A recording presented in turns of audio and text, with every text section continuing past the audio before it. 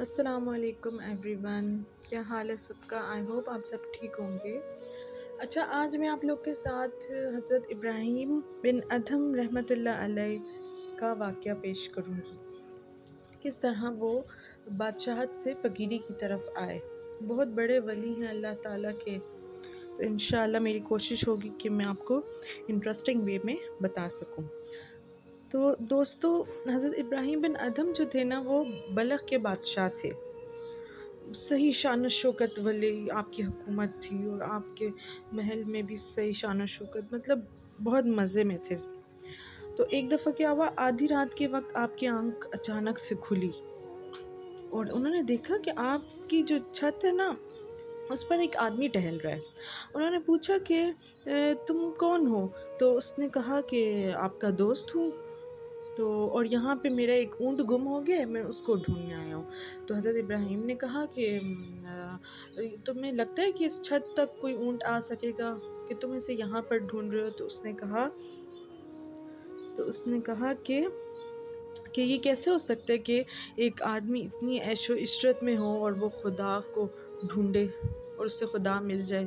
اس نے کہا یہ بھی تو نہیں ہو سکتا نا کہ ایک آدمی عیش و عشرت میں ہو اور اس سے خدا مل جائے۔ اچھا، اس پر وہ اب سوچنے لگ گئے۔ ٹھیک ہے، یہ واقعہ ان کے ساتھ رات کو ہو گیا اور دیکھا کہ وہ آدمی غائب ہو گیا۔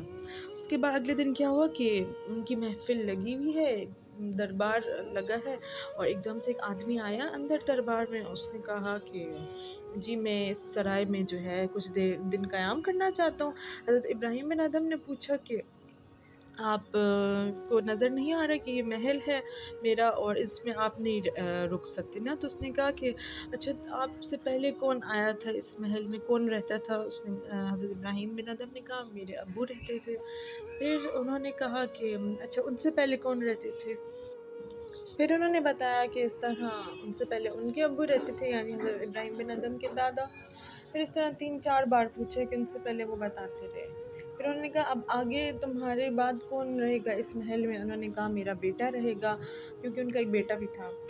پھر انہوں نے کہا اس کے بعد انہوں نے کہا میرا پوتا رہے گا، اس طرح۔ تو کہتے ہیں جب اس جگہ پہ اتنے آدمی آئے اور پھر چلے گئے، اور تم نے بھی پھر ایک دن چلے جانا ہے، تو پھر تم اس کو محل کیسے کہہ سکتے ہو؟ یہ ایک سرایہ ہی تو ہے، جس کو میں کہہ سکتا ہوں کہ یہ سرائے ہے کہ میں اس میں رہ سکتا ہوں۔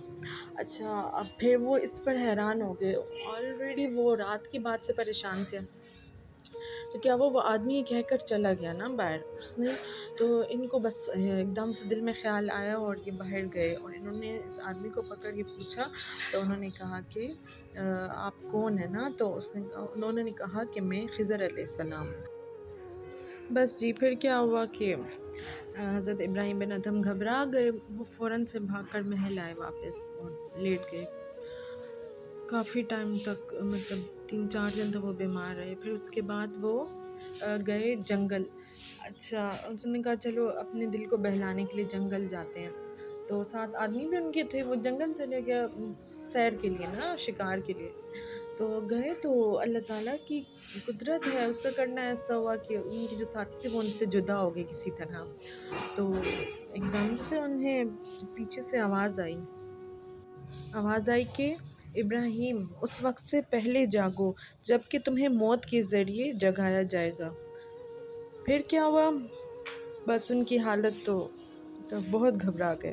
پھر کیا ہوا، وہ ایک ہرن ان کو نظر آیا، انہوں نے اس کا شکار کرنا چاہا۔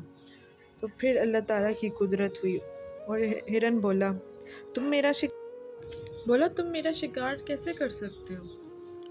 تم بس شکار ہی کرو گے، ایک دن تم خود بھی شکار ہو جاؤ گے۔ کیا تمہارے لیے کوئی اور مشغلہ نہیں؟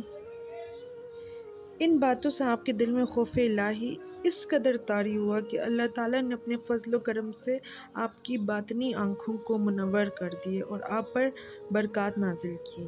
یعنی اس کے بعد انہوں نے تخت و حکومت کو بالکل چھوڑ دیا اور فقیر بن گئے۔ تو دوستو، یہ ان کا واقعہ تھا۔ انشاءاللہ پھر حاضر ہوں گے نئے واقعات کے ساتھ۔ اپنی دعا میں یاد رکھیے گا اور اپنا خیال رکھیے گا۔ اللہ حافظ۔